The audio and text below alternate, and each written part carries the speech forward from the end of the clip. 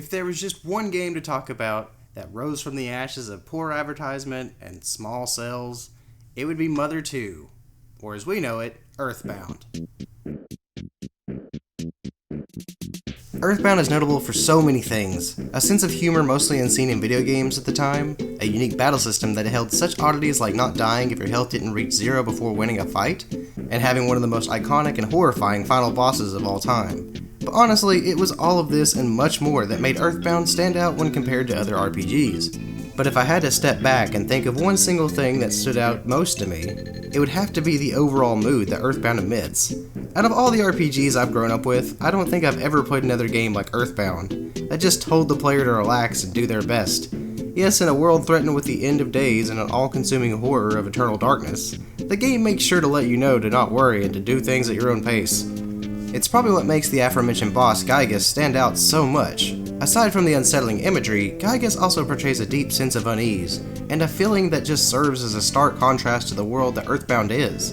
And it kinda gives you the bigger urge to stop him, because Earthbound immerses you in its lighthearted, silly world, and you just want to keep it safe, you know? At least that's how I felt. Become stronger, be brave, and face any foe that stands in your way. While this is prominent in Earthbound, it doesn't stand out quite as much as the other themes. Each little town takes you through some sort of trial that sees you gaining a new friend and plenty of silly experiences. It's almost bizarre how Earthbound can take serious scenarios like kidnapping, nightmares, and even an evil side within all of us, and just make it almost laughable. It really sticks with you just how pleasant it all can be, and that's a reason you want to protect it. Whether in 1-ette, 2-cent, 3 or 4-side, and even in summers and winters, the charm and humor of this game can be found almost anywhere. The easygoing nature and commentary of all the NPCs and the overall silliness of the Mr. Saturns was a great way to showcase that no matter how serious the situation could get, everyone can find joy in the experience. Sure, it could be in part of the ignorance of not knowing about the coming calamity, but that's something for you to think about, not them. The themes that resonate the strongest in this game are joy, smiles, and taking it easy. You get phone calls from your dad telling you to take a break and not to overdo it. You can take dips in the Mr. Saturn Spring to recollect your thoughts on your journey. Each boss brings you to a serene landscape that gives you a pleasant melody and a comforting image in your mind. With most RPGs, these things would be unheard of, but for Earthbound, it's just Tuesday. The slow, easygoing pace of Earthbound coupled with its goofy humor and silly situations is something everyone should experience once.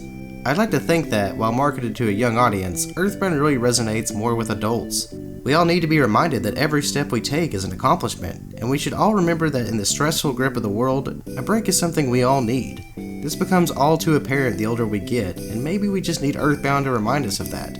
Developing a whole game around a theme like this is something hard to do, especially if you're trying to keep that end-of-the-world notion. Undertale is probably the closest we'll get in this era, but it's charming to know that people are still inspired enough to try and catch that feeling. The overall good vibes that Earthbound provides is something that has to be experienced at least once. So put on some cozy pants, light some good smelling candles, and go on an adventure. For me, I gotta go to work.